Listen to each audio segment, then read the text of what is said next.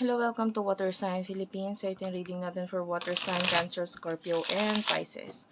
Take only what resonates. Hindi ito magre-resonate sa lahat. So, kung hindi nag-relate or nag-resonate sa'yo, okay lang yan. May mga next readings pa tayo. Kung gusto mo, pwede kang magpa-personal reading, Jing Tarot Reader. Ako po, pwede akong tumanggap ng personal reading, palm reading, astrological reading. Ayan, mag-inquire ka na lang sa Facebook page po namin or doon sa aking sa aking Gmail, virgophilippines@gmail.com. Ayan, meron akong mga admin na mag-a-assist sa inyo. So, let's start. Unipree, doon pala kayo pumunta sa TikTok shop para ma-avail nyo yung mga product na available sa amin. Lucky Charm, mga crystals, and Evil Eye Bracelet. Yan kayo makaka-avail, guys. Unicorn Princess, Tarot, or Unipree. Yun yung i-search nyo sa TikTok. Simulan na natin, guys. Kukunin ko muna yung mga card na kakailanganin ko for this reading. And then, saka ko i-read. Sana mag-iwan kayo ng comment yan sa baba. Nagaganahan akong mag-reading kapag may comment po.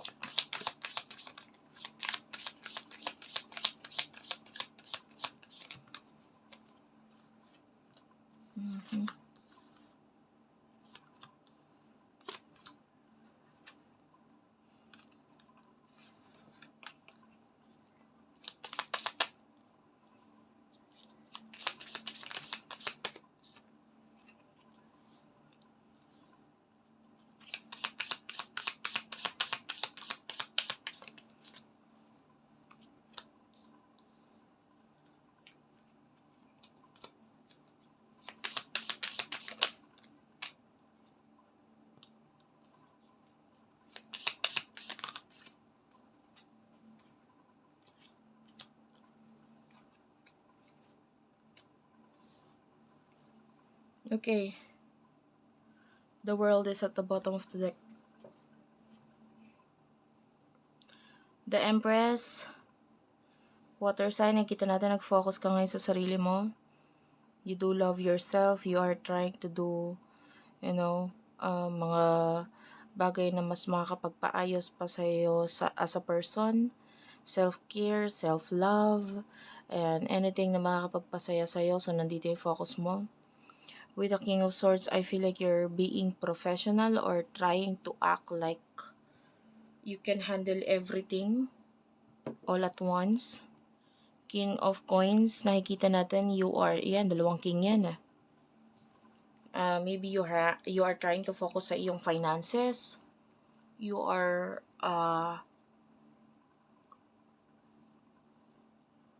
with the King of Coins, pwedeng tinatry mong maging mas stable pa. Although nakikita naman natin na yung stability para sa'yo. Pero, of course, inaayos mo kung may mas maiaayos pa itong problema or mga bagay sa paligid mo. Yeah, you're focusing on yourself. Ayan. Sa paligid mo at sa sarili mo at sa mga, sa career mo. The Queen of Swords, yeah, King and Queen, you could be dealing with someone that you are already in a relationship with, or kung hindi man, pwedeng may connection talaga sa inyo nitong person na to. The Nine of Cups. Nakakita tayo ng successful person dito. This is the Hermit. This is Virgo energy.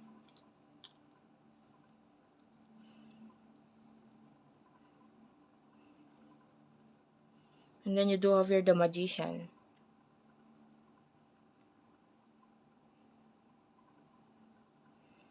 I feel like pagdating sa home or sa house, may mga bagay kang hindi magawa or masabi. You could be a trap or, is yung place kung nasan ka ngayon, pwedeng either you are stuck or you feel like yung person mo ang stuck sa situation niya and then you are there to help your person. Parang ganon. And I feel like if hindi naman siya yung stuck at ikaw, kasi pwedeng ikaw, I feel like you want this person na gumawa ng paraan, but I feel like, or pwedeng alam mo sa sarili mong hindi ka makaalis dyan kahit gumawa itong person na ito ng paraan. And I feel like yung iba naman sa inyo pwedeng hindi ka nagiging honest sa person na ito. If you are the one na hindi ka naging totoo or tapat sa kanya, nakita natin yung disappointment sa kanya, na-disappoint siya. The 5 of Cups is here, so pwede ngayon nasasaktan ka, nalulungkot ka.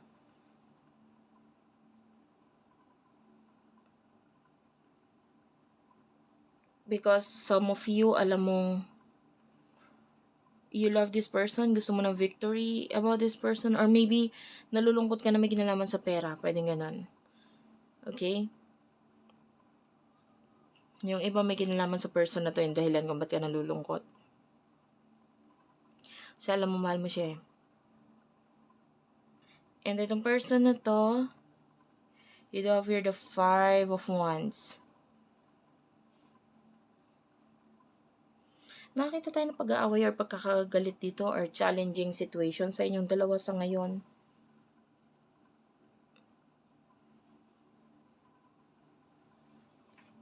Kaya parang gustuhin man makawala sa isang sitwasyon or umalis sa isang sitwasyon, parang mahirap dahil dun sa challenging moment na yon.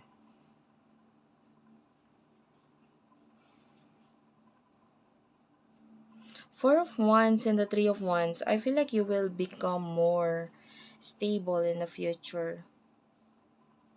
Kaya lang 3 of Wands, may mga nagiging dahilan pa rin para isipin mo yung mga nakaraan. And with the Hierophant,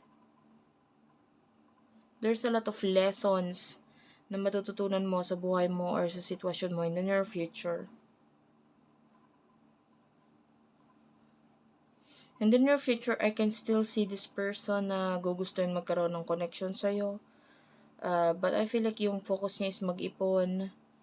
Ang focus niya is to try things na makakatulong sa kanya para mas maging financially stable, makaipon. Nakakita tayo ng separation or pagkakalayo in the near future sa inyo with the World.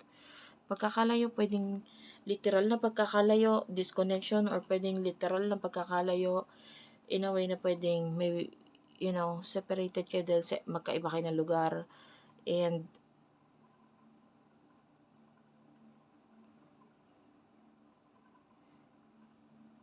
what's with the 4 of Wands? Bottom of the deck is the Knight of Wands. The Knight of Coins. Clarify the Hierophant. 5 of Pentacles and the 2 of Swords. 6 of Cups and the Ace of Cups. The Emperor and the Sun. I mean, some of you there's a possibility of pwedeng may pag-aalok ng marriage or kasal or what, or pakikipag pakikipagrelasyon or putting your relationship in a deeper level of commitment. Pero pwedeng hindi pa masagawa iyon because of financial issues or problem. Kailangan maging totoo ka sa sarili mo kung sino ba talaga or ano ba talaga ang mahal mo. If you really do love this person, yung iba sa inyo may connection pa with the past or may nararamdaman pa with the past. So, huwag kang basta-basta susugod or If there's marriage na hindi ka sigurado 100% kasi you're thinking about something or someone in the past, huwag mo munang pilitin. Huwag ka magmadali. Honestly, nakakita tayo ng mga problem dito. Could be money.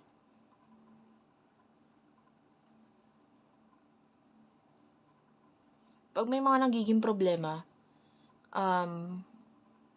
hindi lang money ha. Anything. Pwedeng nagkakaroon ng dahilan ng universe for you na magising or para, you na mas maunawaan mo yung sarili mo. Because the universe, your spirit guides, your angel guides, they are helping you na sila na mismo yung nagsasabi, huwag mo ituloy, ganito, ganyan. Kung hindi pa naman talaga 100% sure sa iyo. Okay? Huwag kang basta-basta sumubok ng isang bagay or gumawa ng isang bagay na sa huli pagsisisihan mo. So, thank you for watching. I love you all and bye.